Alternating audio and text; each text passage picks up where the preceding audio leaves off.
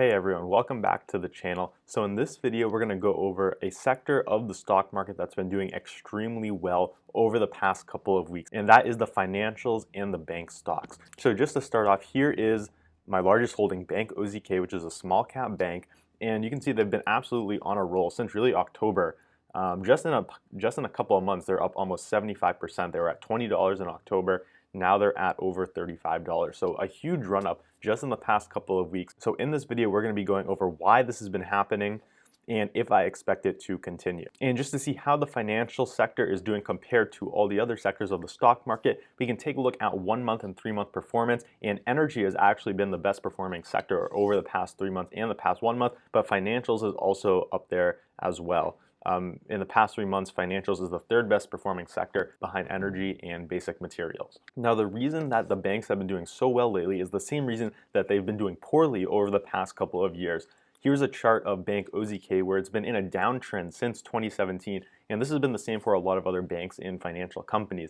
And this is no coincidence. This is because interest rates have been kept artificially low. And so when that happens, the spread that banks and financial institutions can make on that interest rate shrink, and because of that, banks aren't going to be as profitable when interest rates are low. And that is something that has started to change in the past couple of weeks. So we're going to take a look at that next. So here's a chart of the 10-year Treasury rate. Back a year ago, this was over 1.7%. And of course, back in March, the Fed dropped rates to zero. And so that took the 10-year Treasury all the way down to 0.5%, and it stayed there for a number of months. But we have been seeing rates been steadily increasing really since August of last year. They've increased now from just over 0.5%. We're now over 1%, sitting at 1.11%. And so even though this may not seem like a huge move, I do think this could potentially be the start of rates moving higher long term, and that would be a very good thing for financial companies. Right now, owning a 10-year Treasury note, you can earn almost twice as much interest buying one now as you could just a couple of months ago. And so taking a look at bonds,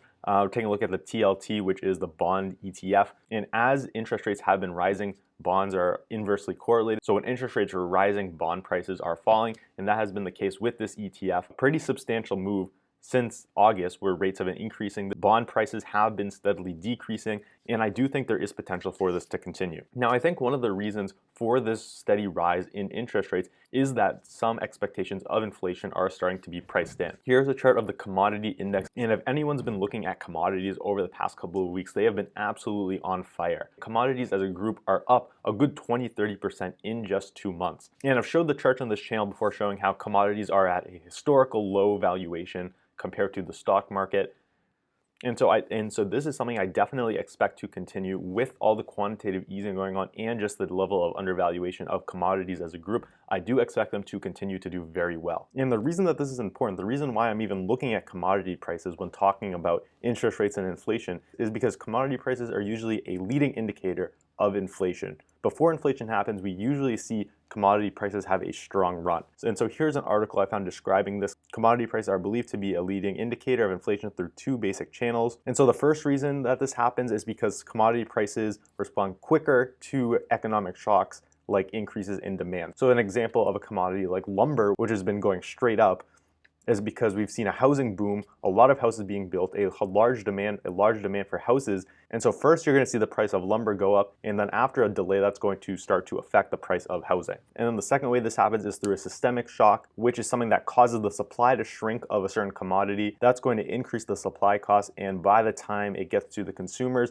that means the price is going to have to go up. And this is something that happened last year when you had all the factories shut down and no manufacturing going on, right? The supply of most commodities was way down. And so what's been happening and what will happen this year as more demand picks up is you're going to have a lot of people wanting these commodities and not enough supply of these commodities. And what that's going to result in most likely is rising prices. Now, this doesn't always happen. There have been cases where rising commodity prices don't lead to higher inflation, but usually that is the case. Here's another article I found from last month showing how US inflation expectations hit an 18-month high. So it's not just me saying this, investors as a whole are expecting more inflation in the near term. So now the break-even rate from the inflation-protected securities hit 1.83%, which is the highest it's been since 2019. And then measuring an inflation swap, the expectations of that show that the average level of inflation over 5 years is going to be 2.25%. And it's key to note that that is above what the Fed is targeting inflation at which is at 2%, even though they said they were fine with going over that, right? Their current target is 2%.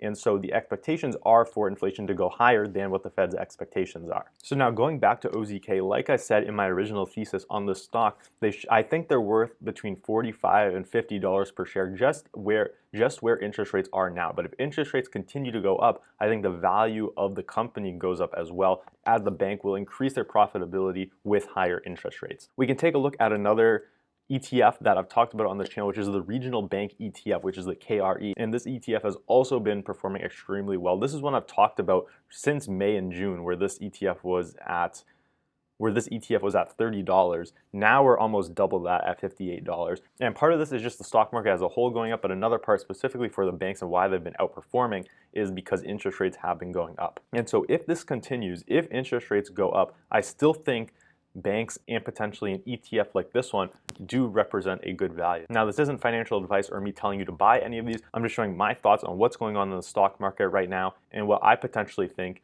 looks undervalued. So that's it for this video. Let me know down in the comments what your thoughts are on this, if you do expect interest rates to keep going up, or if you think the Fed will try to put a lid on how high interest rates will go. If you found value out of this video, hit the like button. If you're new, subscribe and hit the bell icon so you don't miss any of my new videos. So that's it for now, and I'll see you next time.